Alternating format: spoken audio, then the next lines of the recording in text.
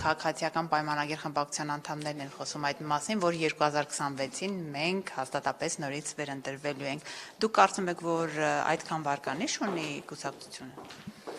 Ես չեմ կարծում, թե իմ կարծիքը տարբերվի մնացած իմ գործընկերների կարծիքից, ինքս նույնպես այդ համոզմանն եմ, եւ դա զուտ օդում ինչ որ կարծիք չի։ Ընդամենը կարելի է թեկուզ վերջի ընտրությունների արդյունքում շատերը համարում են, որ քաղաքացիական պայմանագիր կուսակցությունը Գյումրիում օրինակ պարտություն է կրել, բայց եկեք դինամիկայի մեջ նայենք, այսինքն մենակ Գյումրիում 21 թվականի համեմատ քաղաքացիական պայմանագրի ձայները գրեթե կրկնապատկվել են։ Իսկ որոշակի էլեկտորալ տրամադրությունների ուսումնասիրություններն էլ հանգեցնում են իմ համար են հստակ համոզմունքին, որ եթե ինչ որ առանձնահատուկ ցնցումներ չլինեն այս ընթացքում արագ փոփոխվող աշխարհում, ապա Իսկ ինչ ցնցումը կարող է ազդել իշխանության վերարտադրության վրա։ Ցանկացած բնույթի ցնցում ոչ թե կարող է ազդել իշխանության վերարտադրության վրա, կարող է ազդել երկրի ներքաղաքական եւ ոչ միայն ներքաղաքական կյանքի բոլոր բնակավարների վրա, աշխարհը դինամիկ կերպով փոփոխվում է, իսկ այս պայծրությամբ մտահոգվելու որևէ խնդիր չունենք, պատրաստվում ենք, կարող մեր ծրագրի իրականացման վրա ենք ավելի լրջորեն փորձում աշխատել, փորձում ենք ավելի շատ ընտրողների հետ շփվել,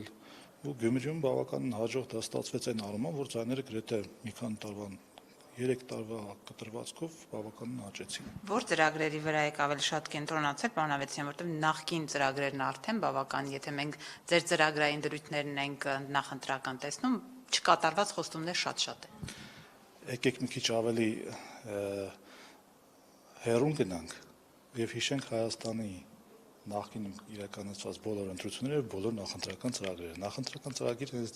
դրա համար տրվում են մաքսիմալիստական խոստումներ եւ այդ խոստումները տվող քաղաքական ուժը ձգտում է հնարավորինս կատարել այդ խոստումները եւ եթե դնենք համեմատենք համոզության մեջ վերլուծենք, ես վստահ եմ, որ քաղաքացիական պայմանագիր կուսակցության կողմից իրականացված խոստումները տոկոսային հարաբերակցությամբ շատ ավելին են, քան բոլոր նախորդներինը։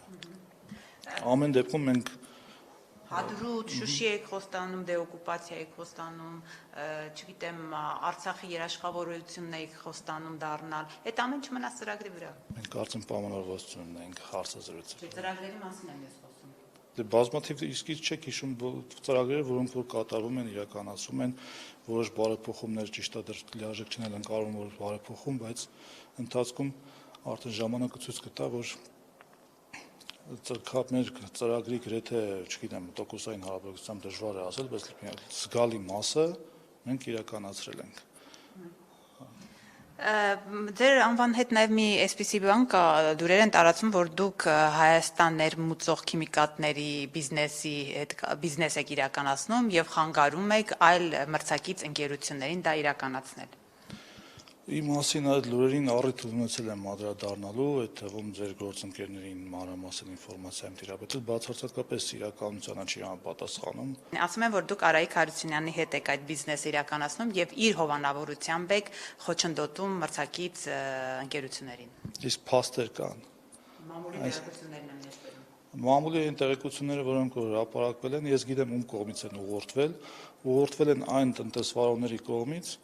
որոնց համար իմ գործունեությունը որոշակի խոչընդոտներ է առաջացրել, որպեսզի իրենք չկարողանան կասկածելի որակով պեստիցիդներ եւ ագրոքիմիկատներ ներկրել Հայաստան, դրանով չվտանգելով մեր Հիմա դուք ունեք այդ բիզնեսը, պարոն Ավետիսյան։ Ոչ, ես առնվազն վերջի 5-6 տարվա ընթացքում որևէ թունաքիմիկատների ներկրման հետ որևէ առնչություն չեմ ունեցել։